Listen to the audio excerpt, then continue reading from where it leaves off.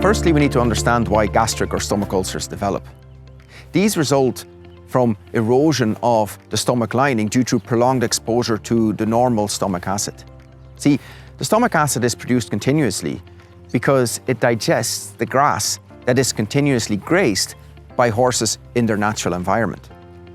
However, if feeding is interrupted, the normal intake of forage and the saliva doesn't act as a buffer to this acid.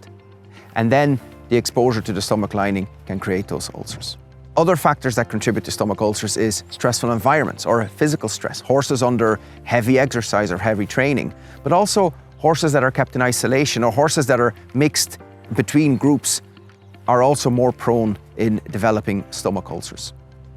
Continuous supply of forage can help a lot, but there are some additional feeds that you can give your horse that will also aid in reducing the risk of stomach ulcers.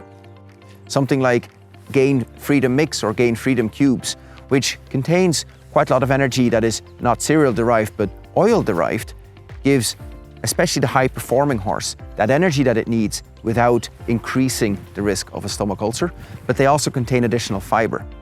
And what can really help is feeding this diet shortly before exercise, because then the fiber will actually create a fiber barrier inside the horse's stomach, which will limit the exposure of the stomach lining to the stomach acid. But ultimately, horses that are prone to stomach ulcers, you need to look at underlying stresses. They could be environmental, they could be physical, but it's something that you really need to focus on and make sure that the horse is not as exposed to this stress. There are some specific medical conditions that can trigger stomach ulcers. And also horses that are under prolonged treatment with non-steroidal anti-inflammatory drugs are more prone to stomach ulcers because these products will limit the production of a protective mucus that protects the lining of the stomach. But your vet will advise you on how to manage and treat horses with ulcers like that.